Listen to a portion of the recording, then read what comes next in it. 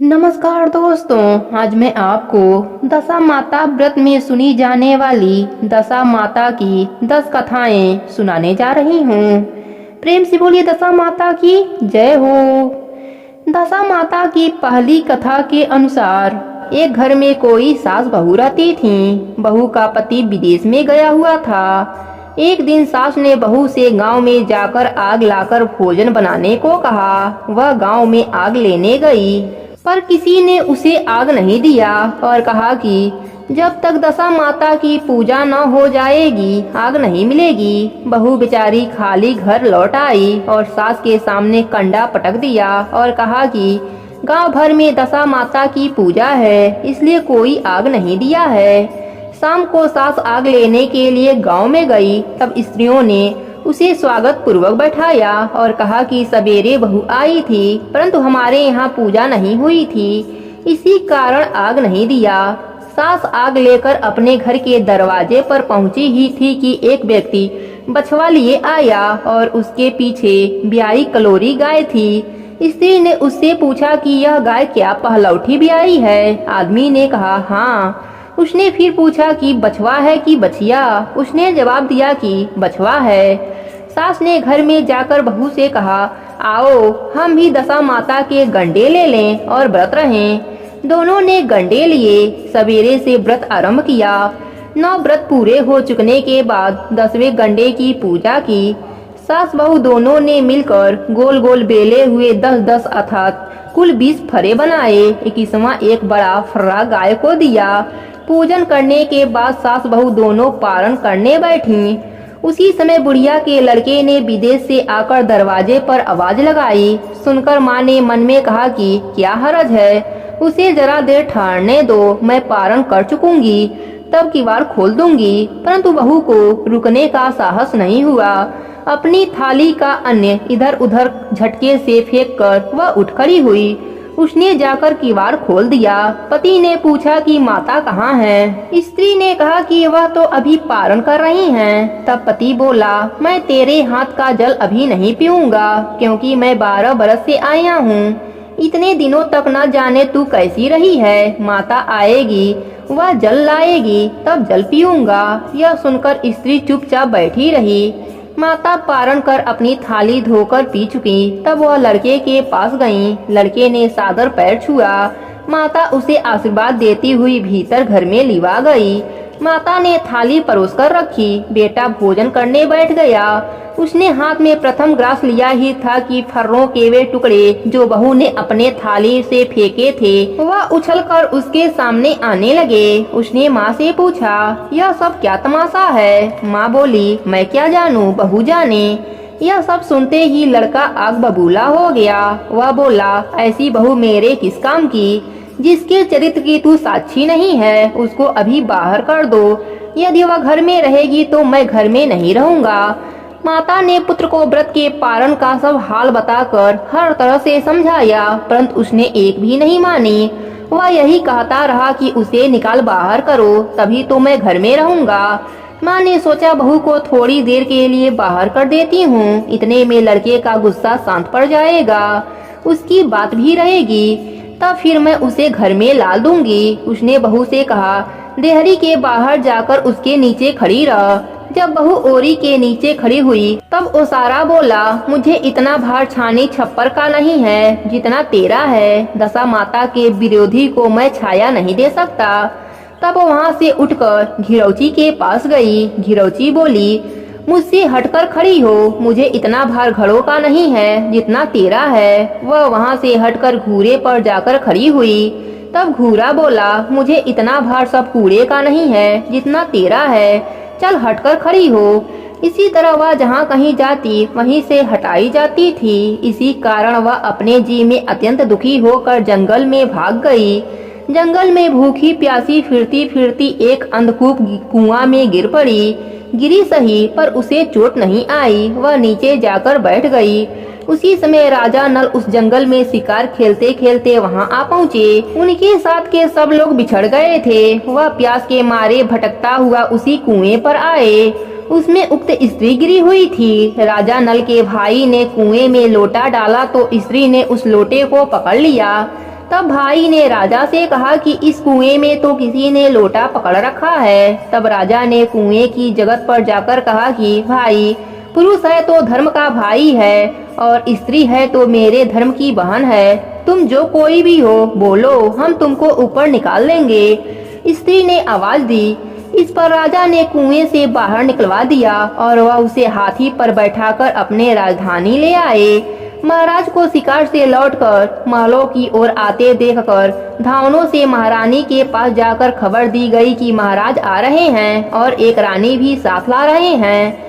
रानी अपने मन में बहुत दुखी हुई। वह सोच रही थी कि इसी बीच महाराज सामने आ पहुँचे।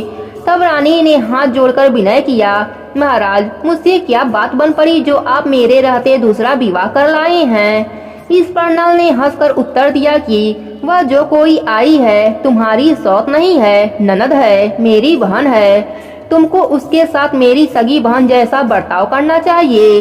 यह सुनते ही रानी का मुख प्रशंसा से खिल उठा। उसने कहा, अब तक मैं ननद का सुख न जानती थी। अच्छा हुआ जो भाग्य से ननद आ गई। राजा ने उसका नामू बोली बहन रख दिया और उसके लिए एक अलग महल बनवा दिया। उसी में वह आनंद से रहने लगी। इसी प्रकार सुखपूर्वक बहुत दिन बीत गए। एक दिन राजा की एक घोड़ी भी आई। तब राजमहल की स्त्रियां बधाई गाने लगीं। मुंह बोली बहन ने अपने दासियों से कहा, बाहर जाकर देखो तो सही किस बात की बधाई बज रही है। उन्होंने बाहर से आकर कहा, महाराज की घोड़ी अच्छी घड़ी में एक बछड़ा भी आई है, उसी की बधाई गाई जा रही है। उसने पूछा, पहलौठी भी आई है या दूसरी तीसरी बार? उन्होंने जवाब दिया, पहलौठी ही है। तब उसने रानी के पास जाकर कहा, आओ भावज, हम तुम दोनों दशा माता के गंडे लें। रानी ने पूछा, कैसे गंडे और किसके गंडे हैं, सो मुझे समझाओ। तब वह बोली, भाई की एक घोड़ी पहले पहर बछड़ा भी आई है। दशा माता के व्रत का यही नियम है कि पहले पहल जब गाय या घोड़ी या स्त्री का प्रसव सुने तब गंडा लेकर व्रत आरंभ करें। 9 व्रत करने के बाद 10वें दिन गंडे का पूजन करके विसर्जन करें। इसी के साथ उसने पारण के पदार्थ और नियम बतलाए। तब रानी बोली, ननद, तुम्हारा व्रत तुमको फले। मैं पूरी और दूध की साड़ी खाने वाली रानी महारानी भला बन फरा गोरे की पपड़ी खाकर कैसे रह सकती हूँ। ऐसा खाना खाए मेरी बला। वह बोली, भाभी, मुझे जो चाहो सो कह लो, परंतु व्रत के संबंध में कुछ मत कहो। मैं इसी व्रत के कारण मारी मारी फिरी और तुम्हारे देश में आई हूँ। तब रानी ने उदासीनता के साथ कहा, मुझे क्या पड़ी है, तुमको रुचे सो करो, मैं मना तो नहीं करती। स्त्री ने श्रद्धा पूर्वक गंडा लिया। 9 दिन तक 9 व्रत किए, 9 कथाएं कहीं। 10वें दिन विधि पूर्वक पूजन किया, गोला फर्रा बनाए और शाम को पारण करने बैठी। उसी समय उसके पति को कुछ अनायास प्रेरणा सी हुई और वह अपने माता से आज्ञा लेकर घर से बाहर हो गया। घूमता फिरता वह राजा नल की राजधानी में जा पहुंचा और स्त्री का पता लगाने लगा। एक कुएं पर उसने औरतों को बातें करते सुना। एक बोली, राजा हाल में मुंह बोली बहन लाए हैं, वह बड़ी ही सुंदर स्त्री है, आजकल उसी का किया हुआ सब कुछ होता है। दूसरी बोली, वह सुंदर है, वैसे ही धर्मात्मा भी है, जब से आई है तभी से सदा व्रत खोल रही है। जो उसके दरवाजे पर जाता है सादर इच्छा का भीख पाता है। तीसरी बोली, वह जैसी धर्मात्मा है वैसी ही सदाचारी भी है। चौथी बोली, वह जैसी सदाचारी है वैसी ही सर्वप्रिया भी है, भीतर बाहर से सभी लोग उससे खुश हैं। पांचवी बोली, यह तो सब ठीक है, परंतु अब तक न पता चला कि वह कौन है और कहां से आई है। स्त्रियों की बात सुनकर वह साधु के भेष में राजा नल की मुंह बोली बहन के महलों के द्वार पर जा पहुंचा। वहां जो उसने आवाज लगाई तो क्षेत्र के प्रबंधक कर्ता उसे भिक्षा देने लगे। उसने भिक्षा लेने से इनकार कर दिया और कहा, तब क्षेत्र देने वाली खुद आकर भिक्षा देगी तब मैं लूंगा। तब लोगों ने उससे कहा, इस समय वह दशा माता का व्रत करके पारण कर रही है, जब निश्चित हो जाएगी तब तुमको भिक्षा देगी, तब तक ठहरे रहो। वह चुपचाप बैठा रहा। पारण कर लेने के बाद वह मुट्ठी में मोती भरकर लाई, परंतु सामने अपने पति को फल्ला फैलाए देखकर मुस्कुराती हुई लौट गई। दोनों ने एक दूसरे को अच्छी तरह पहचान लिया। रानी ने ननद को मुस्कुराते हुए देखकर पूछा, जिस दिन से तुम आई हो आज तक मैंने तुमको कभी हंसते नहीं देखा, आज इस विदेशी को देखकर हंसी क्यों आ रही है? उसने उत्तर दिया कि वह विदेशी हमारे घर का ही है। रानी ने पूछा, तब वह ऐसे क्यों आए? उसने कहा, अभी वह मेरा पता लगाने आए हैं। रानी ने राजा से कहा, तुम्हारी मुंहबोली बहन के घर से लोग आए हैं। राजा ने कहा, उनसे कह दिया जाए कि अभी यहाँ से घर जाकर वहाँ से अपनी हैसियत से आए, तब मैं बहन की विदाई करूँगा। तब वह अपने घर को चला गया। उसने माता से कहा, तुम्हारी बहू राजा नल के यहाँ उसकी बहन होकर रहती है, नित्य सदा व्रत देती है और नित्य नियम से दिन बिताती है। तब माता ने आज्ञा दिया कि तुम जाओ, उसे लिवा आओ। वह डोली, पीनस, वाले कहार आदि यथाचित सज धज के राजा नल के नगर में गया। राजा ने समधी की हैसियत से उसका स्वागत किया और कुछ दिन मेहमानी में रहकर विधि पूर्वक बहन की विदाई की।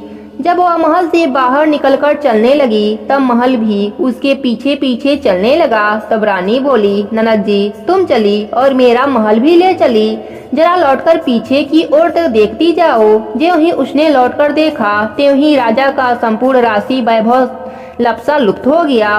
वह स्त्री तो अपने पति के साथ जाकर आनंद से रहने लगी, परंतु राजा नल का यह हाल हो गया कि वे राजा रानी दोनों कमथी कमथी ओढ़े फिरने लगे। उनके रूपकार पत्थर से हो गए और उनके भोजनालय में पत्ते खड़खड़ाने लगे। तब राजा नल बोले, रानी जहाँ राज किया वहाँ इस दशा में नहीं रह जाता, इसलिए यहाँ से हट जाना ही उचित है। रानी पतिव्रता स्त्री थी। उसने राजा की आज्ञा मानकर उनकी विपत्ति में उनका साथ देना स्वीकार किया। राजा रानी दोनों महल से निकलकर चल दिए। चलते चलते एक गांव के पास पहुँचे। वहाँ बेर के वृक्षों में अच्छे अच्छे बेर लगे हुए थे। राजा रानी दोनों भूखे थे, इसलिए वे बेरों के नीचे जाकर बेर बीनने लगे, परंतु बेर लोहे के होते जाते थे। इसी तरह वे राजा रानी जो वस्तु हाथ से छूते वह कंकड़ पत्थर बन जाते। फिर भी राजा आगे बढ़ता गया। रास्ते में उन्हें एक बनिया मिला। उसने राजा नल को पहचान लिया। तब उसने राजा रानी को भर पेट करने के लिए आटा दिया। वे आटा लेकर एक नदी के किनारे गए। वहाँ रानी भोजन बनाने लगी और राजा स्नान करने लगा। उसी नदी में मछुआरे मछलियाँ पकड़ते थे। उन लोगों ने राजा को 4 मछलियाँ भेंट कर दी। रानी ने रोटियां सेक कर और मछलियां भून कर रखी। जब राजा आए और भोजन करने बैठे, तब रोटियां ईंट सी हो गई और मछलियां उछलकर नदी में चली गईं।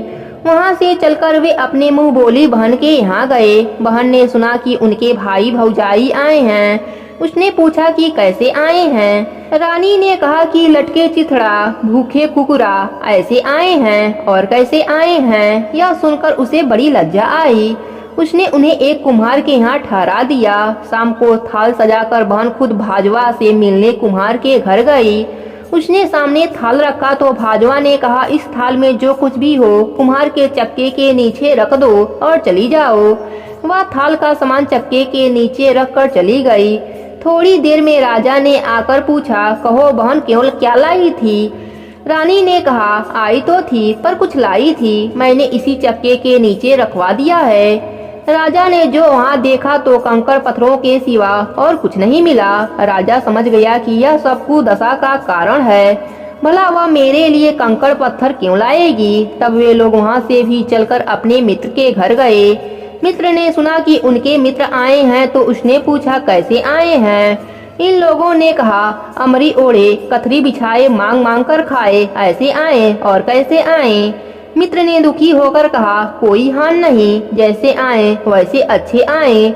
आखिर मित्र हैं, उनको महलों में लिवा आओ। मित्र ने बड़े आदर भाव से उनका स्वागत किया, भोजन कराया और एक कमरे में उनके सोने के लिए पलंग बिछवा दिया। उस कमरे में खूंटी पर 9 लखा हार टंगा हुआ था और पलंग की पाटी पर बुजुड़िया खाड़ा रखा था। आधी रात के समय राजा सो गए। रानी उनके पैर दबा रही थी। उसने देखा कि हार वाली खूंटी के पास दीवार में एक मोर का चित्र बना है। वह हार को धीरे धीरे निगल रहा है और खाड़ा पलंग की पाटी में समाता जाता है। रानी ने राजा को जगाकर दृश्य दिखाया। तब राजा ने कहा, यहाँ से चुपचाप भाग चलना चाहिए, नहीं तो सवेरे चोरी का कलंक लगेगा। तब मित्र को क्या मुंह दिखाऊंगा? निदान राजा रानी दोनों ही रात को उठकर भाग चले। राज दंपति चलते हुए एक अन्य राजा की राजधानी में पहुँचे। वहाँ अतिथि और भिक्षुओं को सदा व्रत दिया जाता था। राजा रानी भी सदा व्रत लेने गए। उस समय सदा व्रत बंद हो चुका था। वहाँ के अधिकारियों ने कहा कि यह लोग न जाने कहाँ के अभागे आए हैं, उन्हें देने के लिए कुछ भी नहीं बचा, फिर भी उन्हें मुट्ठी मुट्ठी चने दे दो। इस प्रकार अनादर और कुवाक्य सहित दान लेना अस्वीकार करते हुए राजा रानी वहाँ के दीना अध्यक्ष की निंदा करते हुए बोले कि ऐसी कंजूसी है तो सदा व्रत देने के नाम क्यों करते हो। इस पर दीना अध्यक्ष ने कहा कि यह भिक्षुक बड़े ही घमंडी मालूम होते हैं, भीख मांगते हैं और गालियाँ भी देते हैं, इनको हवालात में बंद कर दो।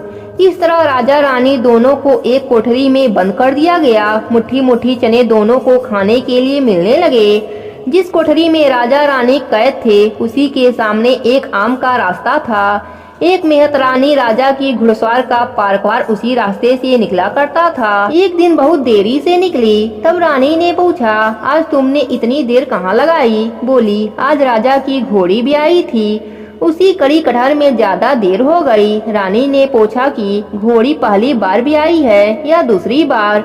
मेहतरानी ने कहा पहली बार। फिर रानी ने पूछा, बछड़ा हुआ है या बछड़ी? उसने जवाब दिया, बछड़ा हुआ है और अच्छी साइज में हुआ है।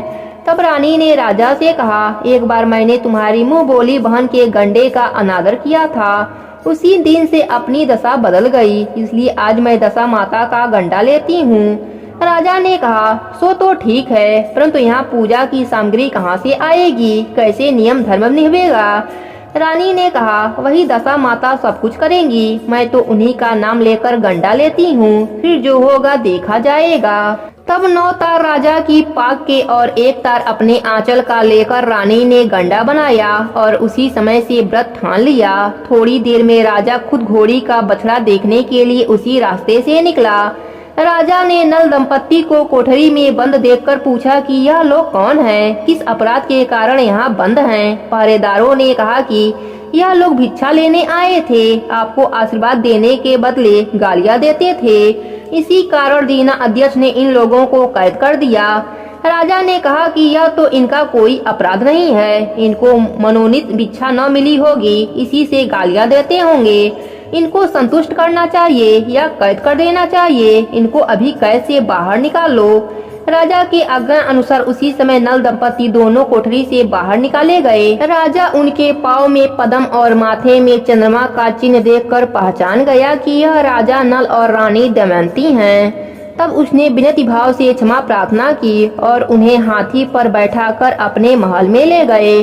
कुछ दिनों के बाद राजा अतिथि स्वीकार करके राजा नल पूरे सज धज के अपने राजधानी की ओर चल पड़े। पहले वह अपने मित्र के यहाँ गए। मित्र ने राजा नल के आने की खबर सुनकर पूछा, मित्र आए हैं तो कैसे आए? लोगों ने कहा कि अब की बार तो बड़े ठाठ से हाथी घोड़े डंका निशान के पालकी बिनस से और फौज भी साथ लेकर आए हैं। मित्र ने कहा, अच्छी बात है, आने दो, मेरे तो जैसे तब थे तैसे अब हैं, आखिर मित्र हैं। राजा रानी दोनों मित्र के महल में गए। उन्होंने सादर उनका स्वागत करके उसी स्थान पर फिर से उनका डेरा दिया जहां वह पहले टिके थे। आधी रात के समय राजा सो रहे थे, रानी पैर दबा रही थी।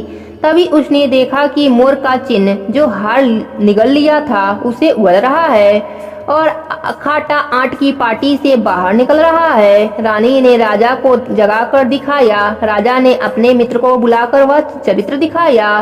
तब मित्र बोला कि मैंने न तुमको चोरी लगाई थी न अब लगाता हूँ, यह सब कुदशा का कारण था। आप निश्चिंत रहिए, मेरे मन में कोई मैल नहीं है।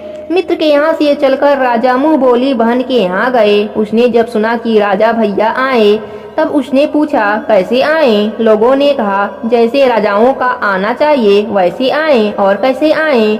उसने कहा, उनको मेरे महल में आने दो। राजा नल का हाथी बहन के महल की ओर बढ़ा। तब रानी बोली, आप बहन के घर जाइए, मैं तो उसी कुम्हार के घर जाकर ठहरूंगी जिसके यहाँ पहले टिकी थी। राजा ने कहा, जिसके कारण तूने इतना दुख उठाया तुम उसी से फिर झगड़ा मोल लेती हो, यह तो अच्छा बात नहीं है। परंतु रानी नहीं मानी, वह कुम्हार के यहाँ ठहरी। राजा बहन के घर चले गए।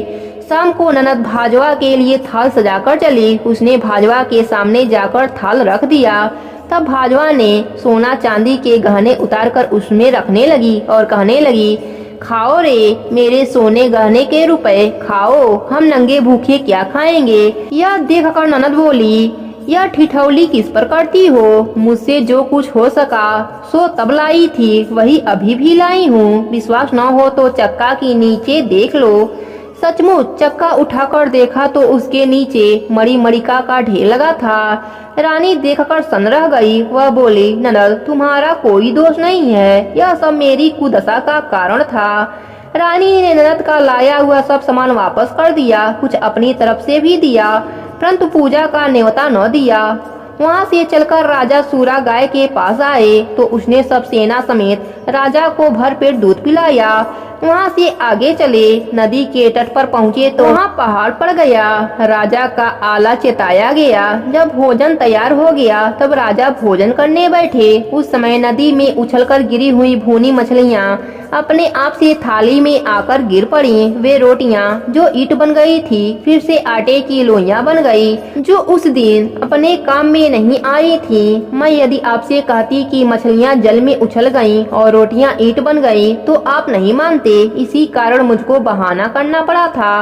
फिर वहाँ से सेना सहित राजा व रानी आगे बढ़े। जब राजा नल की फौज अपनी राजधानी के पास पहुंची तब वहाँ के लोग घबराने लगे। उन्होंने कहा कि अपने राजा तो विपत्ति में पड़े हैं, वह बाहर भटकते फिरते हैं, यह कोई शत्रु चढ़ाया है, इसका नजराना देखकर मिलाना चाहिए। अस्त वे लोग हीरा मोती थाली में भरकर राजा से मिलने गांव से बाहर आए। अपने राजा को पहचान कर उनको बड़ा आनंद हुआ। वे बड़ी श्रद्धा भक्ति पूर्वक महाराजा के आगे होकर उन्हें महलों में लिवा आए।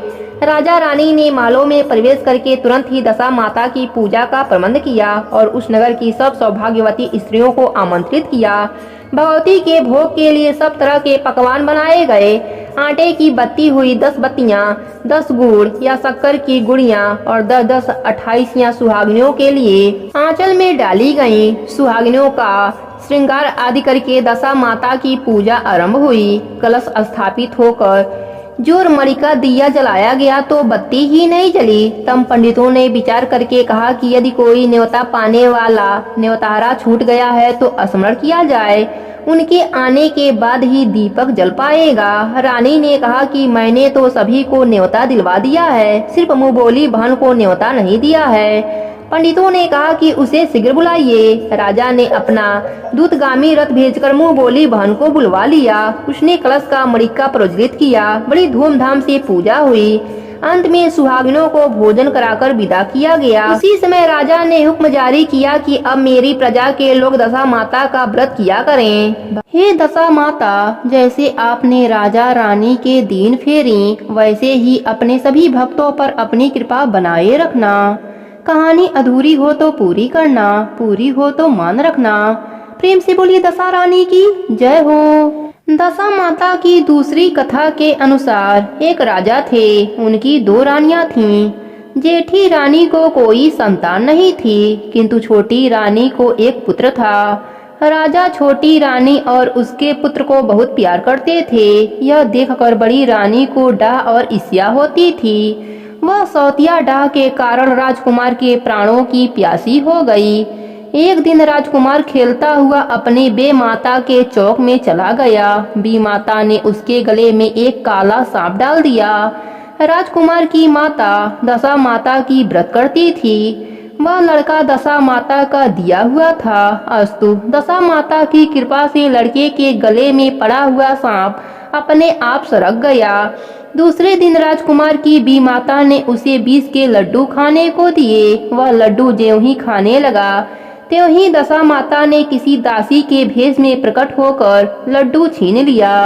20 देने पर भी लड़का नहीं मरा। तब रानी को बड़ी चिंता हुई कि किसी न किसी तरह इसको मारना चाहिए। तीसरे दिन जब राजकुमार पुनः उसके आंगन में खेलने गया तब रानी ने उसे पकड़कर गहरे कुएं में डाल दिया। यह कुआं उसके आंगन में था। इस कारण किसी को कुछ पता नहीं चला कि राजकुमार कहाँ गया। उत्तम जलाशय, शुद्ध स्वच्छ मकान तथा ऐसी ही दिव्य वस्तुओं में सदैव दशा माता का वास रहता है। बी माता ने राजकुमार को कुएं में डाला और दशा माता ने उसे बीच में ही रोक लिया। जब दोपहर का समय हुआ और कुंवर कहीं दिखाई नहीं दिया, तब राजा रानी को बड़ी चिंता हुई। जहां तहां लोग उसकी तलाश करने लगे। इधर दशा माता को इस बात की चिंता हुई कि राजकुमार के माता पिता उसके लिए व्याकुल हो रहे हैं। बालक को उनके पास पहुंचाना चाहिए, परंतु पहुंचाएं तो किस प्रकार। राजकुमार को तलाश करने वाले लोग हताश होकर बैठ गए। राजा रानी पुत्र शोक में रोने लगे। तब दशा माता एक भिखारी के भेष में कुंवर को गले से लगाए हुए राजद्वार पर पहुंची। राजकुमार को एक वस्त्र में छिपाए भिखारन ने भिक्षा के लिए सवाल किया। तब सिपाहियों ने उसे दुक्कार कर खदेड़ दिया। कहा, राजा का कुमार खो गया है और ऐसे में तुझे भिक्षा की पड़ी है, चल हट जा यहाँ से। तब दशा माता बोली, भाइयों, पुण्य का प्रभाव बड़ा होता है। यदि मुझे भिक्षा मिल जाए तो संभव है कि खोया हुआ राजकुमार भी मिल जाए। यह कहकर वह डेयरी के भीतर पैर रखने लगी। तब सिपाहियों ने उसे आगे बढ़ने से रोका। उसी समय दशा माता ने एक वस्त्र से बालक का पैर उतार दिया। सिपाहियों ने समझा कि अभी कुंवर उसके हाथ में है, उसे जाने दो और कुंवर को भीतर छोड़ आने दो।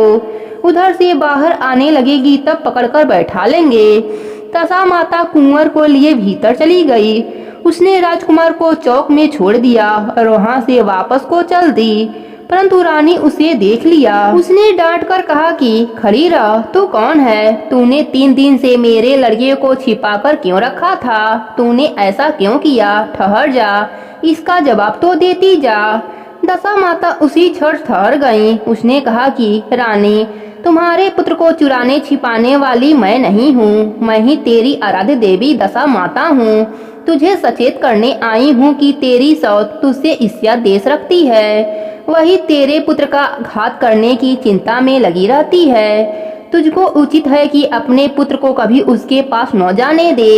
एक बार उसने कुंवर के गले में सांप डाल दिया, उसे मैंने भगाया। दूसरी बार उसने विष का लड्डू खाने को दिया, उसको मैंने उसके हाथ से छीना। अब की बार उसने कुएं में डाल दिया, सो इस बार भी मैंने उसकी रक्षा की। इस समय भिखारन बनकर तुमको चेतावनी देने आई हूँ। तब रानी भगवती के पैरों में गिर पड़ी।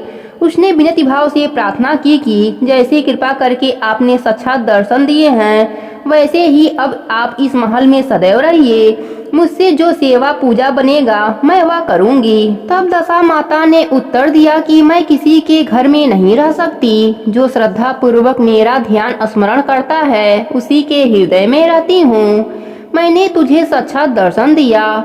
इसके उपलक्ष्य में तुम सुहागिनों को न्योता देकर उनका यथाविधि आदर सत्कार से भोजन कराओ और अपने नगर में तथा राज्य में ढिढोरा पिटवा दो कि सभी लोग मेरा गंडा लिया करें और व्रत किया करें। यह कहकर दशा माता अंतर ध्यान हो गईं। रानी ने शहर भर की सौभाग्यवती स्त्रियों को निमंत्रण देकर बुलाया। उपटन से लेकर शिरोभूषण श्रृंगार तक उनकी यथाविधि सुश्रुता करके गहने आदि देकर आंचल भरे और भोजन कराकर विदा किया। शहर और राज्य में भी ढिढोरा पिटवा दिया कि अब से सब लोग दशा माता के गंडे लिया करें। दशा माता के गंडे लेने से सभी के दशा सुधरने लगे। हे दशा माता, जैसे आपने इनकी दशा सुधारी वैसे ही अपने सभी भक्तों पर अपनी कृपा बना के रखना। कहानी अधूरी हो तो पूरी करना, पूरी हो तो मान रखना। प्रेम से बोलिए दशा माता की जय हो। दशा माता की तीसरी कथा के अनुसार एक साहूकार था। उसका बड़ा परिवार था, 5 बेटे, उनकी 5 बहुएं तथा एक लड़की थी। लड़की का विवाह हो चुका था किंतु द्वागमन की विदाई नहीं हुई थी। इस कारण लड़की माता पिता के घर में ही रहती थी। एक दिन साहूकारनी दशा माता के गंडे लेने लगी। उसकी बहू ने भी गंडे लिए। उसी समय उन्होंने सास से पूछा कि ननद जी का भी गंडा ले लिया जाए। सास ने कहा कि अवश्य। तब वे बोली कि उनकी तो विदाई होने वाली है, यदि व्रत के पहले ही विदा हो गई तब। सास ने कहा कि मैं पूजा का सब सामान साथ में दे दूंगी, वह अपने घर जाकर पूजा कर लेगी। लड़की ने दशा माता का गंडा ले लिया, परंतु पूजन के पहले ही उसकी ससुराल से उसके पति आ गए माता ने विधि पूर्वक लड़की की विदाई की और उसकी पालकी में पूजा का सामान रखवा दिया। जब वह अपने घर पहुंची तब वहां घर के आंगन में गलीचा बिछ गया। उसी पर जाकर बैठ गई। आस पड़ोस की स्त्रियां नई बहू को देखने में आईं। सब उसकी सुंदरता और गहने कपड़े की प्रशंसा करने लगीं। किसी की नजर सब कुछ छोड़कर उसके गले के गंडे पर जा पड़ी। वह बोली कि बहू की माँ बड़ी टुकटुकाइन है, इतना जेवर होते हुए भी 2 ताक सूत के उसके गले में क्यों पहना दिया है, सो समझ में नहीं आता।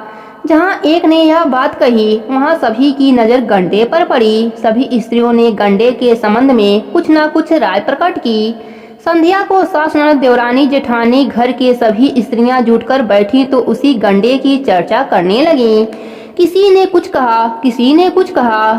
सारांश यह है कि सभी ने सूत के गंडे की निंदा की। सुनते सुनते नई बहू का भी जी उब गया। तब उसने गंडे को तोड़कर जलती हुई बुरीसी में डाल दिया। गंडे में आग लगते ही उसके घर में आग लग गई। धन्य धन सब जल गया। सब आदमी अपने अपने प्राण लेकर भागे। उस जले घर में स्त्री पुरुष दोनों रह गए। बाकी सब 3-13 हो गए। घर का सामान जल चुका था, न खाने को अन्न था, न पहनने का वस्त्र। इस कारण दोनों जन भी गांव छोड़कर चल दिए। आगे स्त्री, पीछे उसका पति। दोनों चलते चलते उसी गांव में पहुंचे जहां की लड़की थी। उसने पति से कहा कि जब तक कोई जीविका नहीं है तब तक तुम भाड़ झोंक कर पेट भरो, मैं भी किसी घर मजदूरी करती हूँ। पति भाड़ झोंकने लगा और स्त्री कुएं के जगत पर जाकर बैठ गई। उस कुएं पर सारे गांव की स्त्रियां पानी भरने आती थीं। उस लड़की की भावज भी आईं और उसे वहां बैठा देखकर बोली कि बहन, तुम तो किसी भले घर की लड़की मालूम होती हो, बेकार क्यों बैठी हो, मेरे घर चलोगी? लड़की बोली, अवश्य चलूंगी, परंतु न तो नीच टहनी करूंगी, न खराब खाना खाऊंगी। बड़ी भावज बोली कि हमारे घर में तुम्हारे लिए नीच काम है ही नहीं। जब से हमारी ननद ससुराल चली गई है तब से हमारे बच्चे हैरान हैं। तुम उन्हीं को खिलाती रहना और हमारे घर से सीधा लेकर अपना भोजन बनाकर खाया करना। इसके राजी होने पर स्त्रियां अपने घर गईं और सास से बोली कि माताजी, कुएं की जगत पर एक अनाथ दुखियारी लड़की बैठी है। वह हमारे यहाँ रहने और तुम्हारे नाती खिलाने पर राजी है। तुम्हारी आज्ञा हो तो उसे रख लें। सास ने कहा कि खुशी से रख लो, परंतु इतना कह देती हूँ कि पीछे से कलह न करना। सब बहुओं ने कहा कि नहीं करेंगे।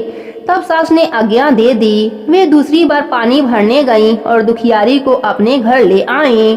वह अपनी भावजों के लड़के बच्चे खिलाती और बना खा कर निर्वाह करती हुई रहने लगी। दैवात फिर से दशा माता के गंडे लेने का अवसर आया। सास ने कहा, बहुओं आओ, सब बैठकर गंडे ले लो। बहुओं ने पूछा कि क्या दुखिया को भी गंडा दे दिया जाए? सास ने कहा कि जब घर में रहती है तब उसको क्यों बाहर किया जाए, उसे भी गंडा ले लेने दो। तब बहुओं ने कहा कि इसी तरह रोकते रोकते तुमने ननद जी का भी गंडा ले लिया था। आखिर पूजा न हो पाई और उसकी विदाई हो गई। अब दुखनी को भी गंडा लिवाती हो। यदि पूजा होने से पहले अभी चली गई तब का होगा? सास बोली कि तब क्या हानि है, तुम्हारी ननद ने अपने घर जाकर पूजा की होगी। दुखनी पूजा होने तक यहाँ रहेगी तो अपनी पूजा में शामिल हो जाएगी और चली जाएगी तो जहाँ जाएगी वहाँ पूजा कर लेगी। सर्वसम्मत से दुखनी ने गंडा ले लिया। 9 दिन तक 9 कहानी होती रही। व्रत पूजन यथाविधि हुआ। 10वें दिन साहूकार की 5 बहुओं और उसकी सास ने सिर से स्नान किया। घर में गोबर से चौक लगाया। पूजा की तैयारी करने लगी। तब दुखनी बोली कि भाभी, मुझे फटा पुराना कपड़ा मिल जाए तो मैं भी स्नान कराऊं।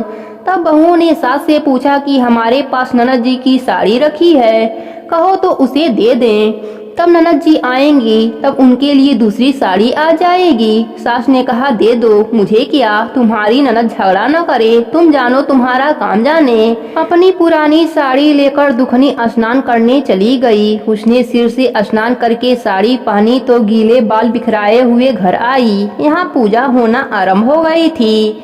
वहाँ ज्यों ही पूजा के पास आकर बैठी त्यों ही एक भावज ने कहा, यह दुखनी तो साक्षात ननद जी का उराहन है। इस पर सास ने नाराज होकर कहा कि तुम लोग बड़ी चंचल हो। पूजा के समय भी बक बक लगा रखी हो। चुप रहो, मुझे कथा कह लेने दो। तुम्हारी बातों से मैं कथा का सिलसिला भूल जाती हूँ। बहुएं चुप हो गईं। दुखनी समेत घर की सब स्त्रियों ने पारण किया। फिर सब इकट्ठी बैठकर एक दूसरी का सिर गूंथने लगीं। एक ने दुखनी से कहा कि आ मैं तेरी सिर गूंथ दूं। वह दुखनी का सिर गूंथते हुए बोली कि जैसा गुथ इसके सिर में है वैसी ही गुथ हमारी ननद के सिर में भी थी। इस पर साहूकारनी क्रोध होकर बोली कि मेरी लड़की अपने ससुराल में सुख देख रही होगी, उसकी तुम कहाँ इस दुखनी से उदाहरण देती हो। सास ने बहू को दुक्कार दिया, परंतु सबकी बात मन में लग गई। उसने दुखनी से कहा कि आज रात तुम मेरे पास लेटना। रात को जब बहुएं सो गईं, तब बुढ़िया ने पूछा कि क्यों दुखनी, तेरे नैहर में कोई कभी था। उसने जवाब दिया कि मेरे 5 भाई और भौजाई, तुम जैसी माँ और पिता भी थे। पुनः बुढ़िया ने पूछा फिर क्या हुआ। वह बोली कि मैंने अपने नैहर में दशा माता का गंडा लिया था, उसका पूजन नहीं हो पाया।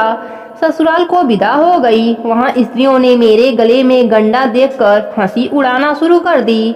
तब मैंने उस गंडे को आग में डाल दिया। उसी गंडे के साथ हमारा घर जलकर भस्म हो गया। सब लोग 3-13 हो गए। हम दोनों जने भागकर यहाँ चले आए। माता ने पूछा कि तेरा पति कहाँ है। दुखनी ने जवाब दिया कि वह तो बड़भूजे के यहाँ भाड़ झोंकते हैं। साहूकारनी अपने लड़की को पहचानकर उसको गले से लगाकर रोने लगी। उसके रोने का शब्द सुनकर 5 लड़के उसके पास आए। तब बुढ़िया ने कहा कि वह दुखनी कोई और नहीं, तुम्हारी सगी बहन है। तुम्हारा बहनोई भूजे के यहाँ भाड़ झोंकता है। दशा माता के कोप से इसकी ऐसी गति हुई है। सवेरा होते ही 5 भाई भूजे के घर गए और जैसे तैसे बहनोई को पकड़कर घर लाए। उन्होंने उसका छौर कराकर स्नान कराया और उत्तम वस्त्र पहनाए। तब तो सुंदर साहूकार दिखाई देने लगा।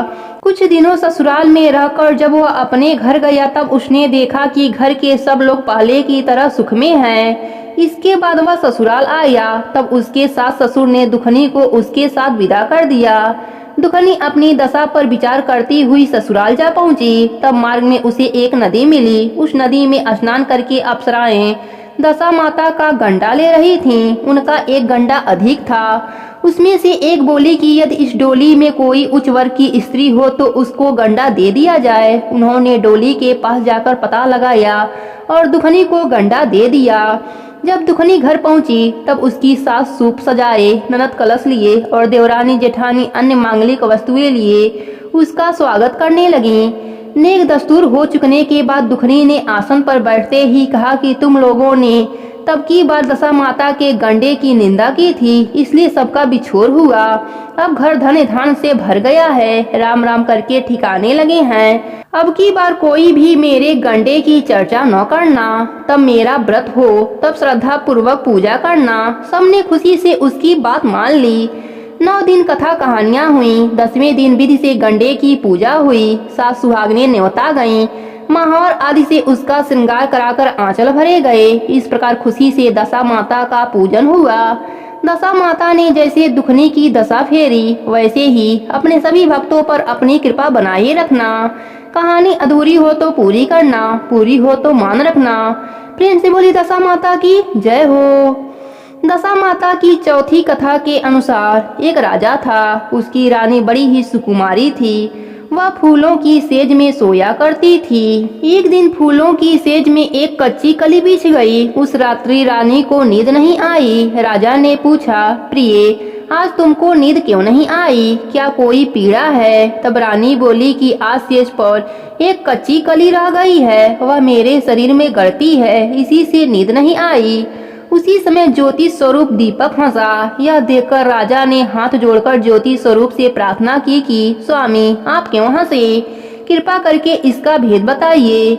ज्योति स्वरूप ने पुनः हंसकर उत्तर दिया कि अभी तो रानी कच्ची कली के कारण उसकती फुसकती है। कल सवेरा होते ही जब सिर पर बोझ ढोएगी तब क्या होगा। राजा ने पूछा, क्या मेरे देखते मेरे जीते ऐसा संभव है। दीपक ने दृढ़ता पूर्वक उत्तर दिया, हाँ संभव है, तुम्हारे जीते ही संभव है। ज्योति स्वरूप की ऐसी भविष्यवाणी सुनकर राजा ने अपने मन में कहा कि देववाणी असत्य नहीं हो सकती। रानी को अवश्य बोझा ढोना पड़ेगा, परंतु यह हो सकता है यदि मैं इसको जीते जी समुद्र में बहा दूं तो संभव है कि यह बोझा ढोने से बच जाए, क्योंकि जब समुद्र में वह डूब जाएगी तब बोझा कौन ढोएगा। राजा ने उसी समय रानी से कहा, चलो हम तुमको नैहर भेजाएं, कुछ एक दिन तुम वहाँ रहना। रानी ने कहा कि मेरा नैहर में कोई नहीं है, वहाँ किसके साथ रहूंगी। राजा ने जवाब दिया कि तुमको मालूम नहीं है कि तुम्हारे गोत्र संबंधी बहुत अच्छी दशा में हैं, उन्हीं के पास तुमको भेज देता हूँ। रानी नैहर जाने को तैयार हो गई। उसने राजा की आज्ञा अनुसार बहुमूल्य आभूषणों से अपने को संवार कर तैयार किया। तब राजा ने उसे संदूक में बैठाकर नदी में बहवा दिया। वह नदी समुद्र में ऐसी जगह जाकर मिलती थी जहाँ उस राजा के बहनोई का राज्य था। समुद्र में मोती की सीपें निकालने जाने वाला राजा का ठेका था। रानी का संदूक बहता हुआ उस जगह पर पहुंच गया। तब राजा ने मल्लाहों को हुक्म देकर संदूक को पानी से बाहर निकलवा दिया और उसे महल में भेजकर हुक्म दिया कि इस संदूक को अंदर मेरे सोने के कमरे में रख दिया जाए, जब तक मैं न आऊं इसे कोई छुए नहीं। राजा के शयनगार में संदूक पहुंचते ही रानी ने सुना कि राजा ने उसे समुद्र में पाया है। तब वह फौरन उसे देखने के लिए चली गई। उस समय पहरेदार वहां से हट गया था। रानी ने कौतूहलवश संदूक खोला। उसने देखा कि उसके भीतर एक सुंदर 16 श्रृंगार 12 आभूषण किए बैठी है। रानी ने अपने जी में सोचा कि अगर राजा इसको इस दशा में देखेगा तो इसी का होकर रह जाएगा, मुझको त्याग देगा। इसलिए इस स्त्री का हुलिया बिगाड़कर संदूक में बंद कर देना चाहिए। उसने रानी के जेवर कपड़ा सब उतारकर उसे मैले कुचैले फटे पुराने कपड़े देकर संदूक में बंद कर दिया।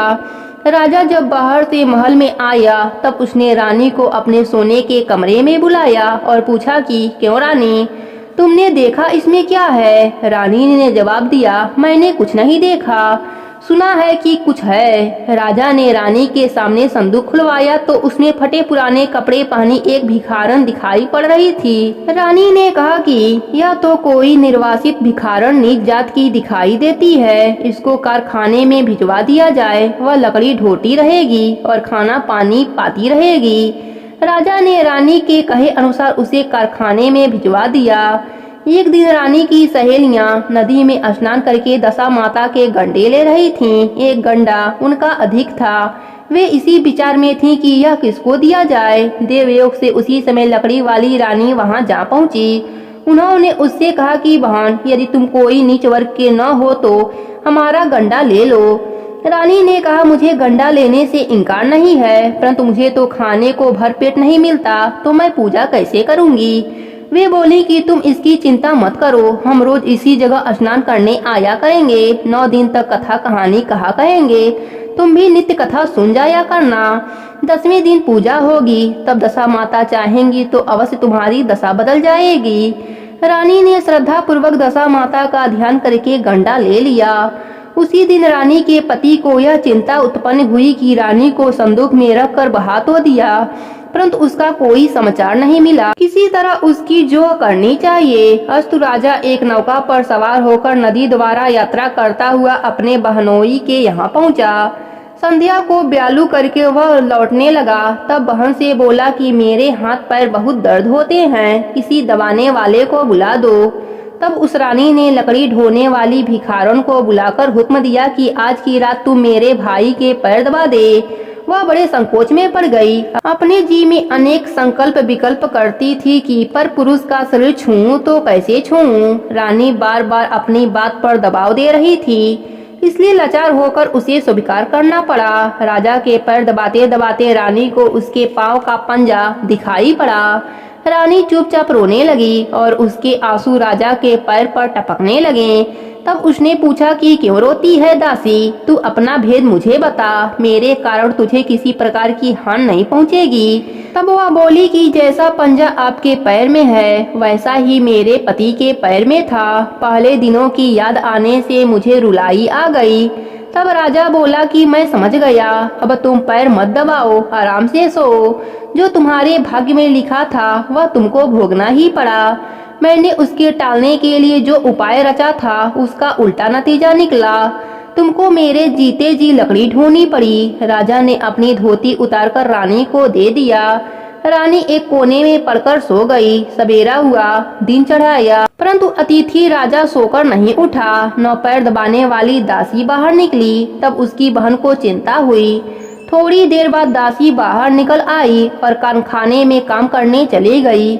रानी ने अपने भाई के पास जाकर उसे जगाया। तब वह बोला कि मेरे माथे में पीड़ा है, मैं अभी नहीं उठूंगा। इस समय मेरा जी बहुत व्याकुल हो रहा है, मुझे अधिक मत सताओ। रानी ने पूछा कि आखिर बात क्या है, कुछ तो कहो। राजा ने कहा कि बड़ी लज्जा की बात है। मैंने तुम्हारी भावज को जानबूझकर तुम्हारे पास इसलिए भेजा था कि यहाँ इसे आराम से रखा जाएगा, परंतु तुम उससे मजदूरों के पास लकड़ी ढुलवाती हो।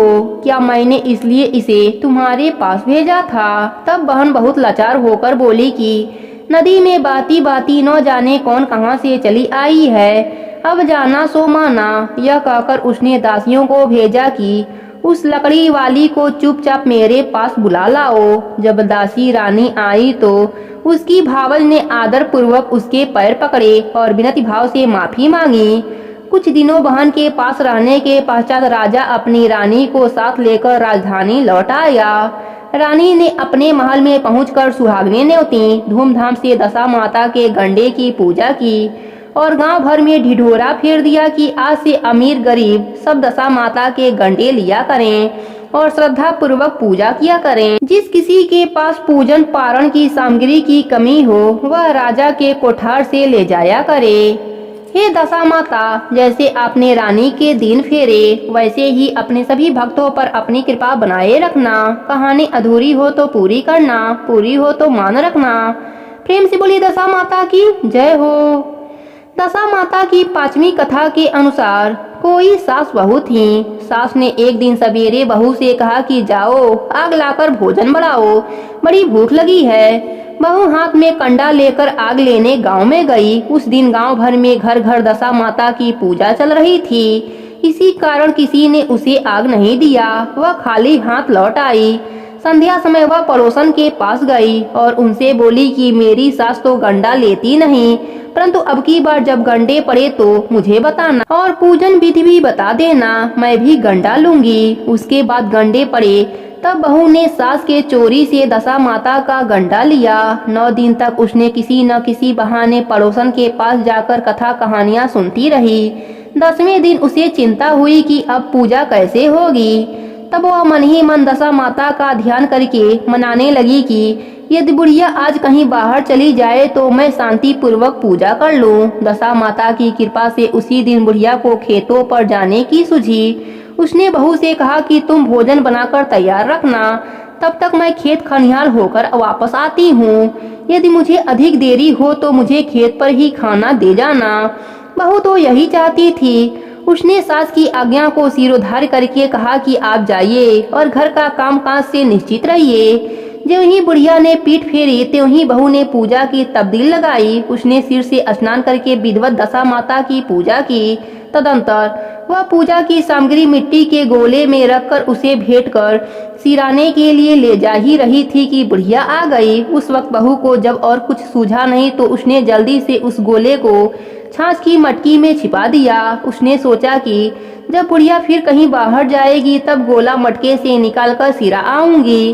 बुढ़िया ने आते ही बहू की खबर ली। उसने पूछा कि तू मेरे लिए खाना क्यों नहीं लाई, तब तक क्या कर रही थी?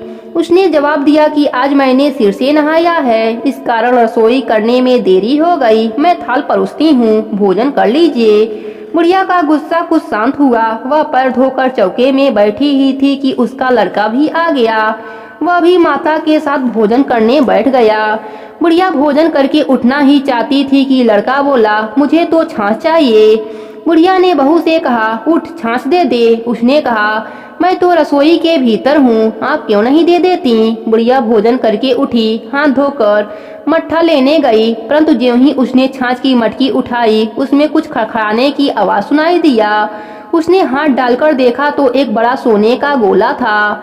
सास ने आश्चर्य से बहू से पूछा, अरे इसमें यह क्या है? इसे तू कहाँ से लाई है? यहाँ क्यों छिपा कर रखा है? मैं समझ गई, इसी से तू छाछ देने नहीं आई। इसका भेद बता, नहीं तो अभी तेरी खबर लेती हूँ।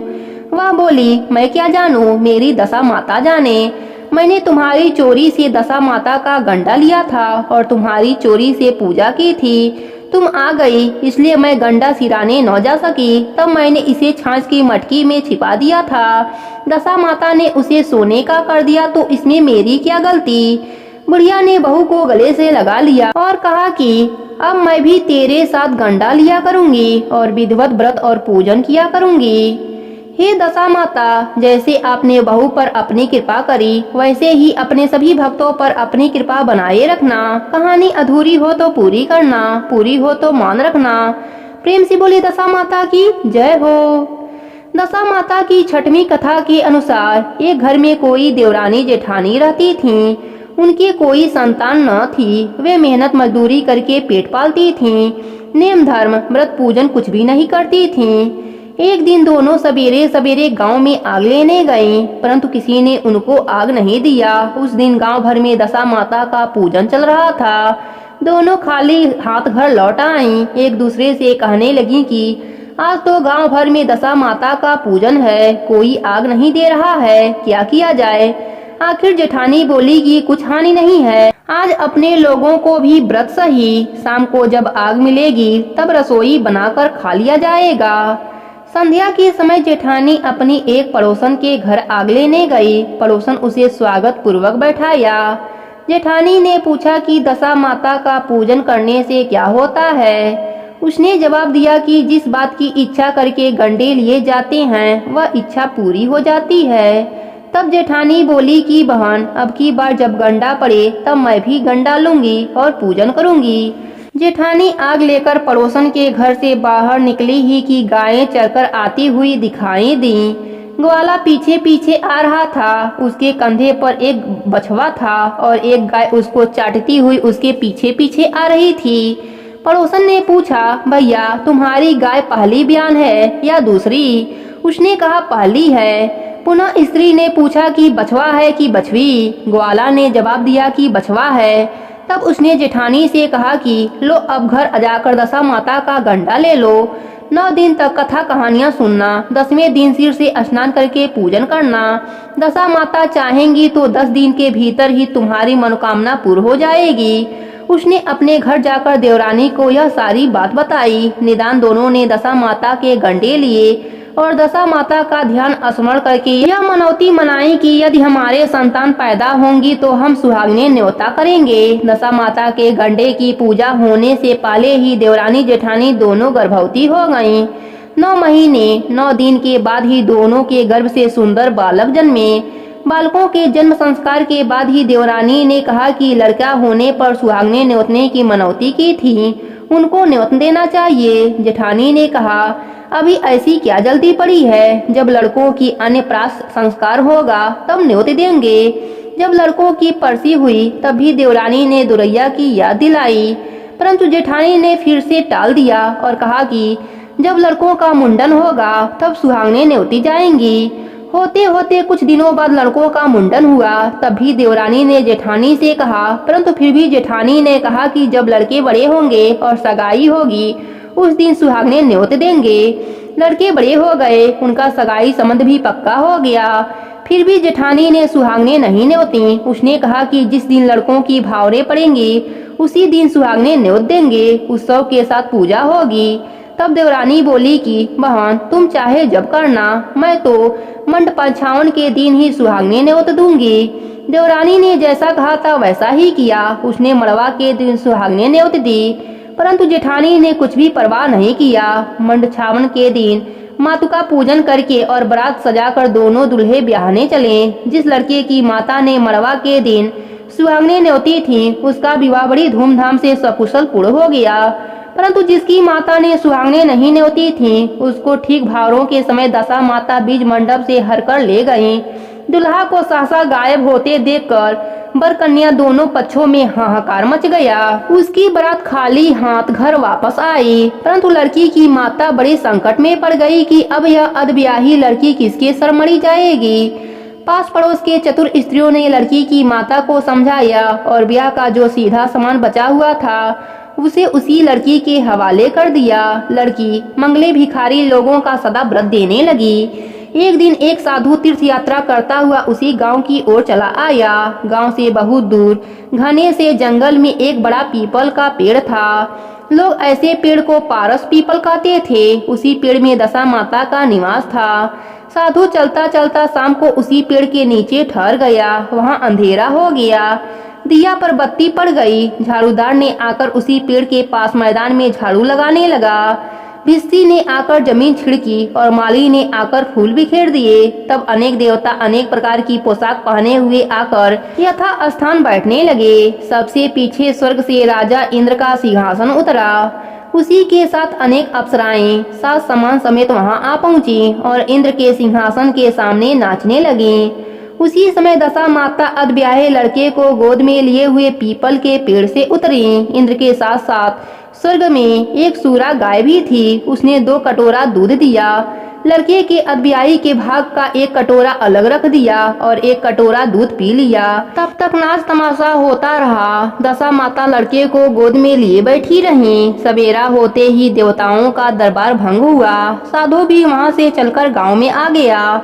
साधु गांव में भिक्षा मांगता उसी अधब्याही लड़की के घर गया। लड़की ने उसके लिए भोजन बनाकर तैयार किया। बाबा जी भोजन करने बैठे। तब लड़की ने 3 पत्तल परोसकर एक को अधब्याहे बर के नाम से अलग सरका दिया। एक पत्तल बाबा जी ने अपने आप वहाँ से वाह, जो बात वहाँ देखने में आई थी वही बातें यहाँ भी देखने में आई हैं। लड़की ने पूछा, क्या बाबा जी? बाबा ने बात टालते हुए कहा, हम बैरागी लोग ऐसी अनेक बातें कहा करते हैं। तुमको इन बातों से क्या प्रयोजन? तुम तो भोजन करो और भगवान का भजन करो। लड़की हट गई। उसने कहा कि जब तक आप इसका भेद नहीं बताएंगे मैं भोजन नहीं करूंगी। फिर भी बाबा चुप रहे। तब लड़की बोले कि आप साधु हैं, मैं सती हूँ। आप या तो उस वचन का भेद बताइए जो आपने कहा है या मेरा श्राप लीजिए। तब बाबा ने रात का सारा हाल बता दिया। अंत में उसने बाबा के साथ उस पीपल के पास जाना निश्चय किया। बाबा आगे आगे चले। लड़की उनके पीछे पीछे चलने लगी। बाबा लड़की को पारस पीपल के पास छोड़कर चले गए। जब संध्या हुई तब नित्य की तरह झाड़ूदार ने झाड़ू लगाया, सिक्का ने जमीन छिड़की, माली ने फूल बिछाए, राजा इंद्र आए और परियों का नाच गाना होने लगा। उसी समय दशा माता पीपल से उतरकर दरबार में बैठी। लड़के ने सूरा गाय से दूध लिया और उसने अधब्याही का कटोरा अलग रखकर ज्यों ही अपना कटोरा मुंह से लगाया त्यों ही लड़की कटोरा हाथ में लेकर बर के सामने आ गई। वह बोली कि अपना भाग लेने के लिए मैं उपस्थित हूँ और जो आज्ञा दी जाए सो सेवा करूँ। तब वह बोला, मैं इस तरह तुमको नहीं मिल सकता। मैं दशा माता की सेवा करता हूँ। अभी मुझे दरबार में जाकर उन्हीं की गोद में बैठना होगा। यदि तुम मुझको चाहती हो तो दशा माता को प्रसन्न करके उनसे मुझे मांग लो, तब मैं तुमको मिल सकता हूँ। लड़का दशा माता की गोद में जाकर बैठ गया। लड़की अप्सराओं के साथ नाचने लगी। जब सवेरा हुआ तब दशा माता ने कहा कि नई नाचने वाली लड़की बहुत अच्छा नाचती है। उसे बुलाकर उन्होंने कहा, मैं तुझसे बहुत प्रसन्न हूँ, मांग ले, जो कुछ मांगना हो मांग ले।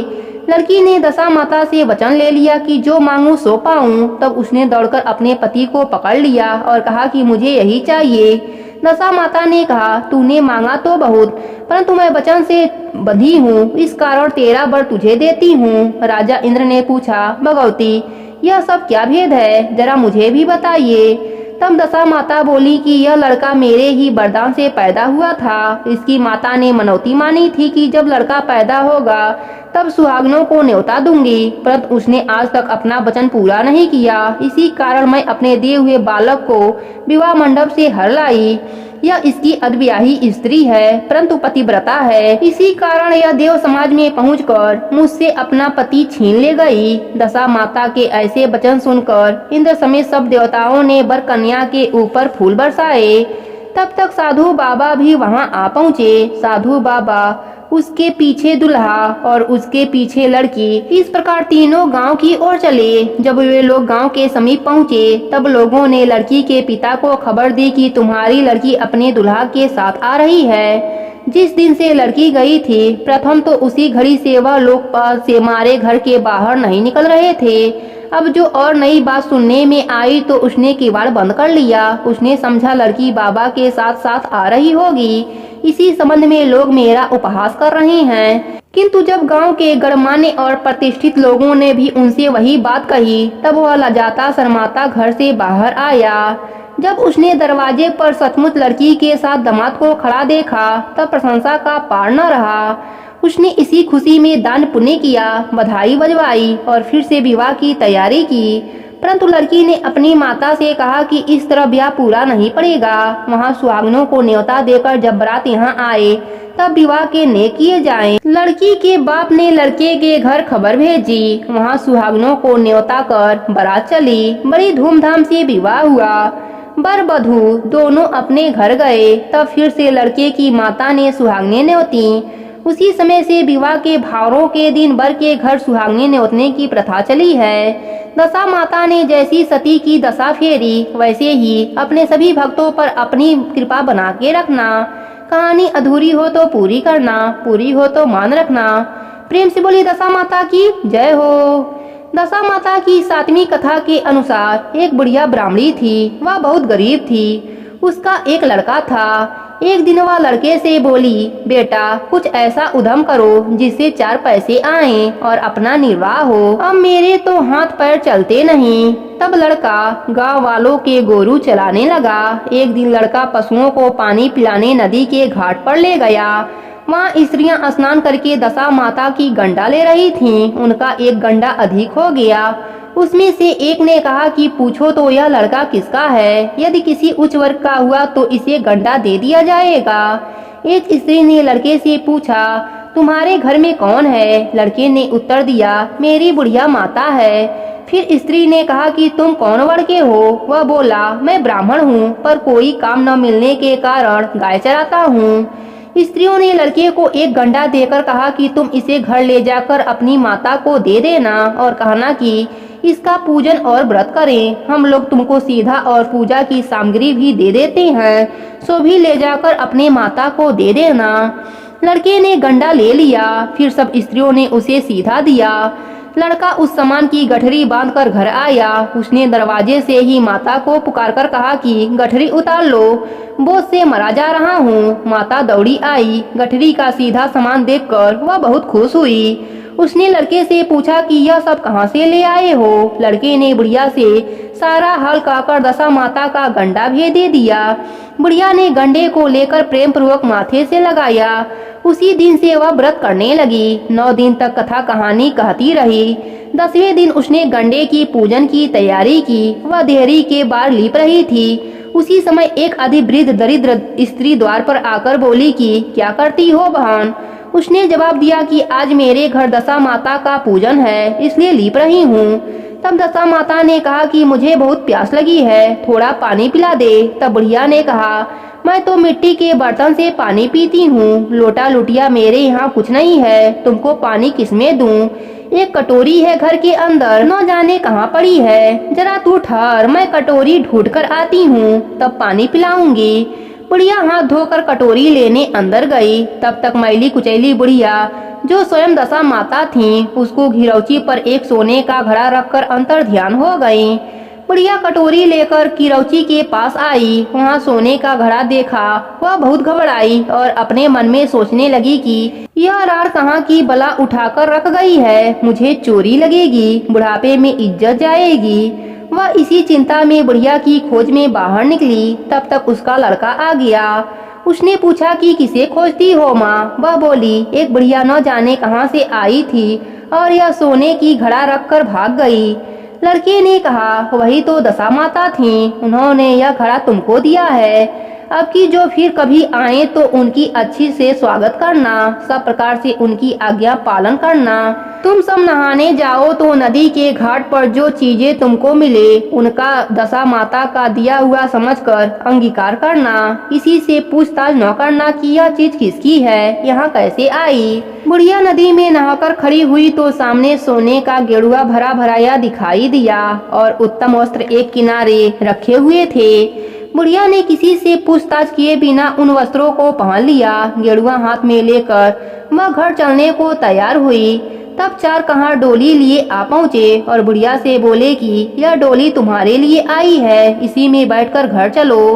बुढ़िया डोली में बैठकर घर आई तो देखती क्या है, जहाँ उसकी टूटी फूटी झोपड़ी थी वहाँ कंचन के महल खड़े हैं। बुढ़िया ने महल के भीतर जाकर श्रद्धा और भक्ति पूर्वक दशा माता के गंडे की पूजा की और अंत में हाथ जोड़कर यह वरदान मांगा कि महारानी, जैसे तुमने मुझको यह संपत्ति दी है वैसे ही मेरे लड़के का विवाह हो जाए, तब यह शोभा देगा। कुछ दिनों बाद लड़के का विवाह हो गया और बहुत ही सुंदर सुशील बहू घर में आ गई। तब बुढ़िया ने दशा माता से दूसरा वर मांगा कि जैसे मेरे बहू बेटा हैं वैसा ही नाती पाऊं। कुछ दिनों बाद बुढ़िया के लड़के को लड़का हो गया। एक दिन बुढ़िया ने बहू को समझाया कि मेरी यह संपत्ति दशा माता की दी हुई है, उन्हीं की कृपा से तुम भी इस घर में आई हो। यदि मैं मर जाऊं और कभी एक मौली कुचैली बुढ़िया तुम्हारे घर आए तो उसका विनय पूर्वक स्वागत करना। यदि उसकी नाक बाती हो उसे आंचल के छोर से पोंछना, घिन न करना, प्रार्थना करना कि हे माता यह सब आपका दिया हुआ है। जब भी दशा माता के गंडे पड़े तब उनको अवश्य लेना और श्रद्धा पूर्वक उनकी पूजा करना। जब कभी तुम पर कोई संकट पड़े तब सुहागने न्योतना। दशा माता की कृपा से तुम्हारी सब इच्छा पूरी हो जाएंगी। कुछ दिनों बाद बुढ़िया मर गई। तब दशा माता ने सोचा कि अब चलकर देखना चाहिए कि वह सास के बचनों को कैसे पालती है। अतः वह एक वृद्धा भिखारिन का भेष धारण कर उसके घर आई। उन्हें देखते ही बहू उठकर खड़ी हो गई, पाँव पड़ी, दंडवत की और बालक को उसकी गोद में डाल दिया। उसकी ऐसी श्रद्धा भक्ति देखकर दशा माता ने आशीर्वाद दिया कि तेरी बुद्धि धर्म बुद्धि है, भगवान सदैव तेरा भला करेगा, भंडार भरपूर भरा रहेगा, कभी किसी बात की चिंता तुझे नहीं सताएगी, जो इच्छा करेगी सो फल पावेगी। हे दशा माता, जैसे आपने बुढ़िया और उसकी बहू पर कृपा करी वैसे ही अपने सभी भक्तों पर अपनी कृपा बना के रखना। कहानी अधूरी हो तो पूरी करना, पूरी हो तो मान रखना। प्रेम से बोलिए दशा माता की जय हो। दशा माता की 8वीं कथा के अनुसार एक राजा की 2 रानियां थीं। राजा की अति प्यारी रानी का नाम लक्ष्मी देवी था। इसी कारण राजा की दूसरी रानी पटरानी होने पर भी कुलच्छनी कही जाती थी। एक दिन लक्ष्मी रानी ने मान किया, वह काठ की पाटी ले मलिन वस्त्र पहनकर को भवन में जाकर लेट गई। राजा ने उससे पूछा, तुम क्या चाहती हो? वह बोली कि कुलच्छनी रानी को देश निकाला दे दिया जाए। राजा की प्यारी होते हुए भी कुलच्छनी रानी पटरानी थी। लोक लज्जा के कारण उसे सासा निकाल सकने में लाचार होकर राजा ने उसे नैहर भेजने का निश्चय किया। उन्होंने रानी को एक पीनस में सवार कराया और अपने घोड़े पर सवार होकर साथ चले। एक सघन वन में पहुंचकर राजा ने पीनस रखवा दी और कहारों को वहां से हटा दिया। इसके बाद वह घोड़ा दौड़ता हुआ अपने महल में जा पहुंचा। कुलच्छनी रानी को बाट देखते हुए अपने महल में जा पहुँचे। रानी को प्यास लग गई थी, इसलिए वह डोली के बाहर निकली। उसने देखा कि डोली एक पीपल के वृक्ष के नीचे रखी है। दूर तक कहीं आबादी का नामो निशान नहीं है। रानी ने आसपास पानी खोजा परंतु कहीं जलाशय दिखाई नहीं दिया। रानी एक सारस की जोड़ी को एक तरफ जाते देखा। वह उसी के पीछे पीछे चलने लगी। कुछ देर के बाद एक नदी के तट पर पहुंच गई। रानी ने उसी नदी में शौच आदि से निवृत्त होकर स्नान किया और जल पिया। जिस घाट पर रानी ने स्नान किया उसी घाट पर कुछ स्त्रियां स्नान कर रही थीं। स्नान करके उन्होंने दशा माता के गंडे लिए। उनके पास एक गंडा अधिक था। एक ने रानी से गंडा लेने को कहा। रानी गंडा लेकर वहां से चली आई और अपने डोली में आकर बैठ गई। थोड़ी देर में दशा माता एक बुढ़िया का भेष धरकर आई और रानी से बोली कि बेटी यहाँ क्यों बैठी हो? रानी ने पूछा कि पहले तुम बताओ कि तुम कौन हो? बुढ़िया ने कहा कि मैं तेरी मौसी हूँ। तब रानी उसके गले में लिपटकर रोने लगी। उसने विपत की कहानी अधोवांत बुढ़िया को कह सुनाई और अंत में यह कहा कि अब मुझे केवल तुम्हारा ही आश्रय और भरोसा है। दशा माता की कृपा से उसी जगह माया का शहर बस गया। रानी ने भाई भौजाई आज सारा नैहर आपस में प्रकट हो गए। रानी ने अपने परिवार में मिलकर 9 दिन तक दशा माता के महात्म की कथा कहानियां कही। 10वें दिन गंडे की पूजा होनी थी। उसी दिन सवेरे दशा माता ने कहा कि तुम आज नदी में स्नान करने आओगी।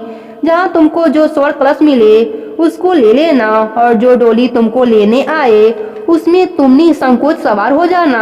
किसी प्रकार का संकल्प विकल्प में पड़कर यह मत पूछना कि यह डोली किसकी है। रानी नदी में स्नान करने गई। वह स्नान करके जल से बाहर निकली तो किनारे 2 साने के कलश रखे दिखाई दिए। उन्हीं के पास सुंदर रेशमी वस्त्र संवारे रखे हुए थे। रानी ने वस्त्र बदलकर घड़े भरे और ज्यों ही अपने स्थान की ओर चलना चाहा त्यों ही एक डोली सामने से आता दिखाई दिया।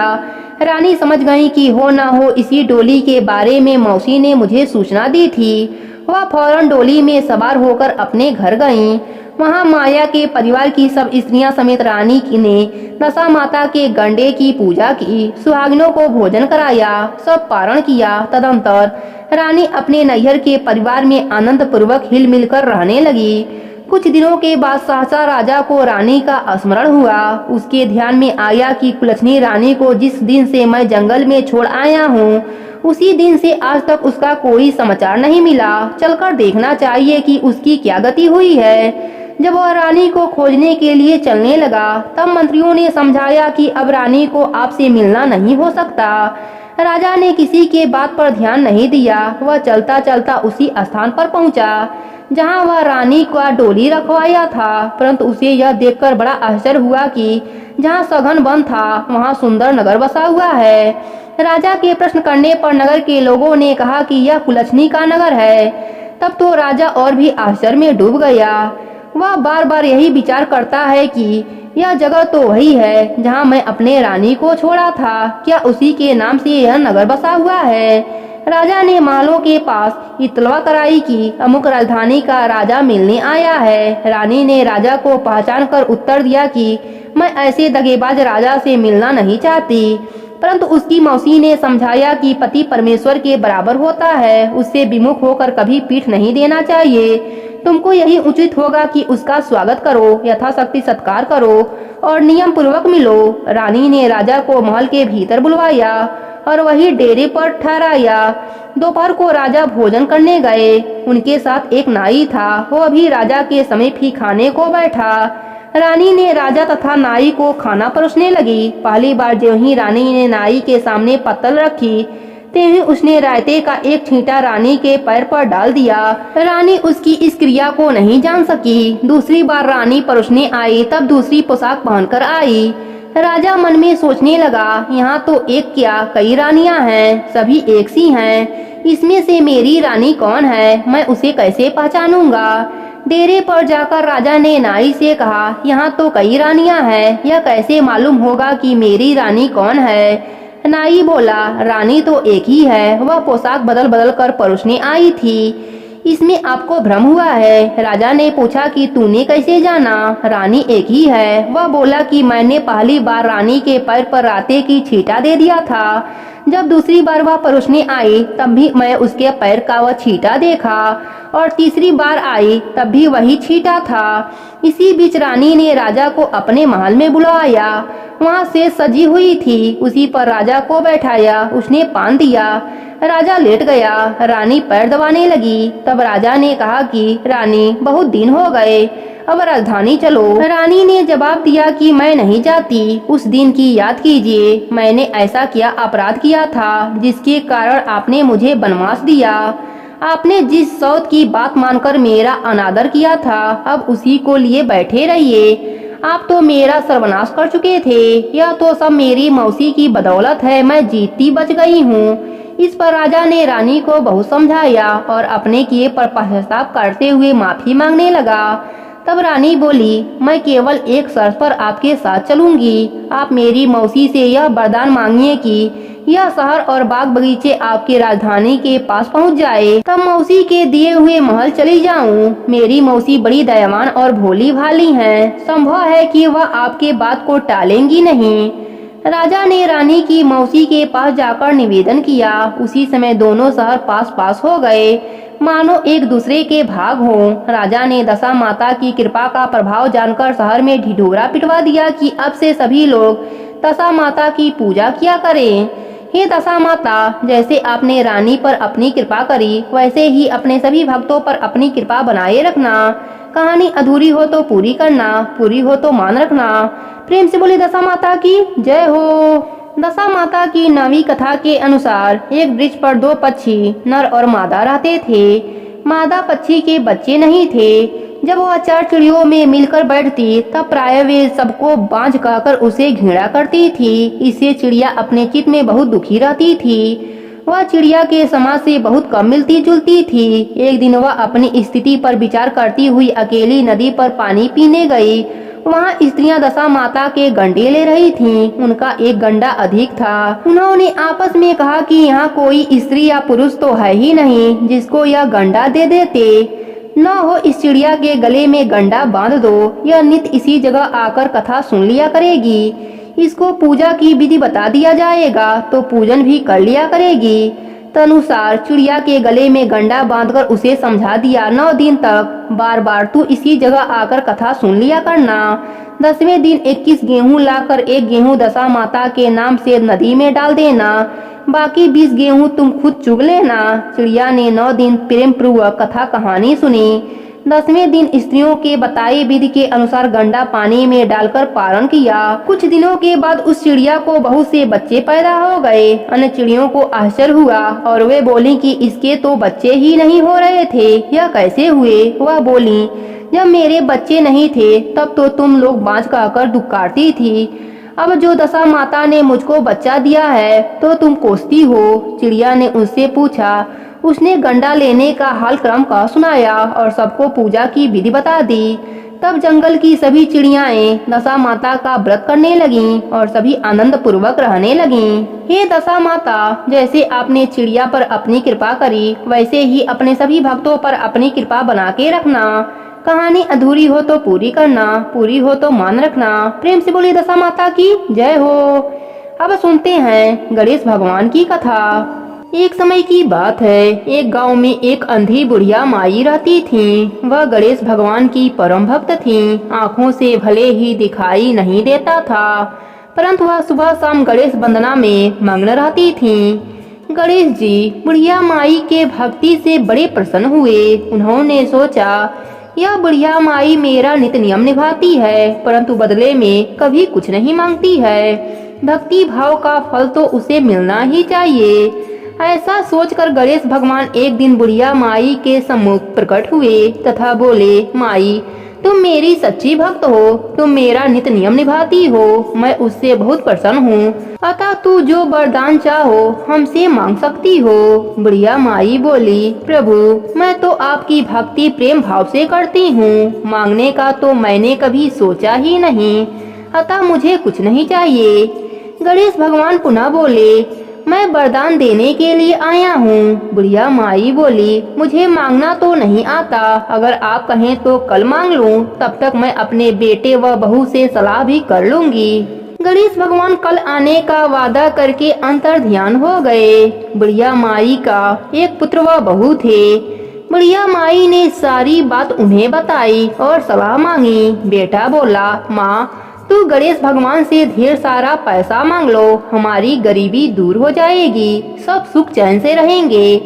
बुढ़िया माई की बहू बोली, नहीं माँ जी, आप पोते पोती का वरदान मांगे, वंश को आगे बढ़ाने वाला भी तो कोई चाहिए।